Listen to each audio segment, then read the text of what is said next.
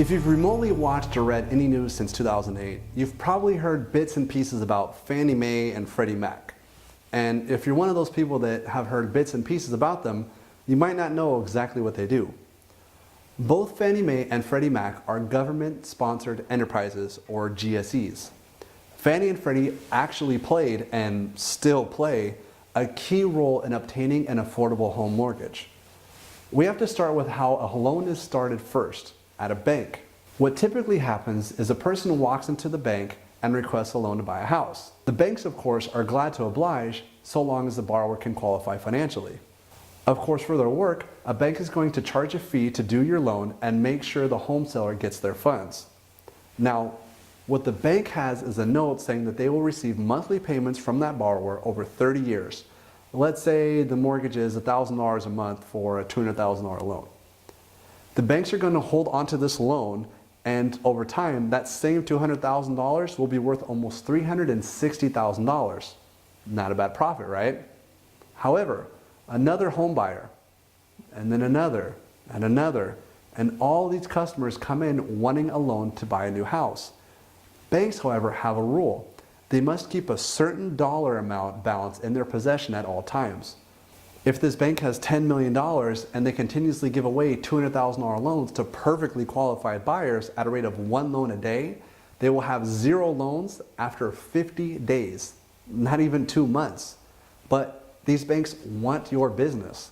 Not only can they make a large percentage on the home loan, they can make fees each time they do one for their work. So how do they keep business flowing?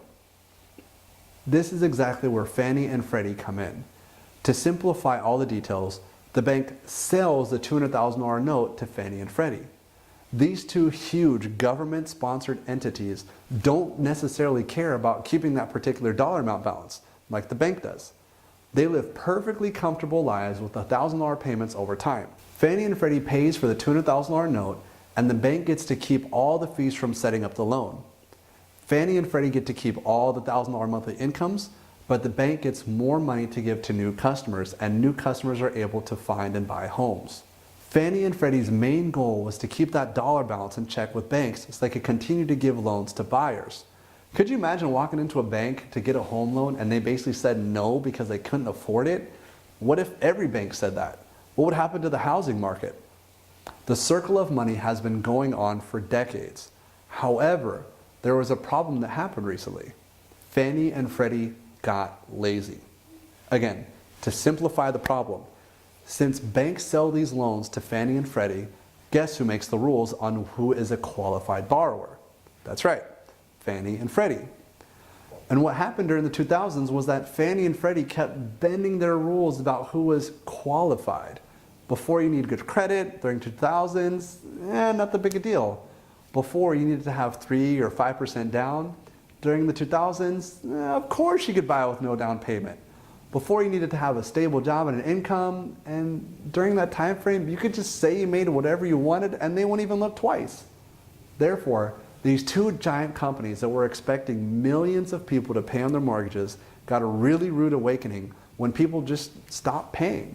Now that $200,000 note that it would have been worth $1,000 a month over 30 years was worth 0. And so was the next one, and the next one, and millions of others. Now at this moment, some government officials want to completely dismantle Fannie and Freddie. The National Association of Realtors, along with other government officials, are saying, no, that's doing too much. Let's just fix things. And this is what's causing people to look at Fannie and Freddie more closely nowadays. How did the two government-sponsored entities worth over $4 trillion in assets mess up so badly? So what's the future for Fannie and Freddie? Nobody really knows yet. What's likely to happen is they won't completely be stopped and shut down. I would personally imagine they reform the structure of it so huge mistakes like this aren't made again, and that some checks and balances be put in place to oversee everything is consistently running smoothly. Whatever the outcome, it's going to have an effect on you if you're trying to buy or refinance your home. Now that's good to know.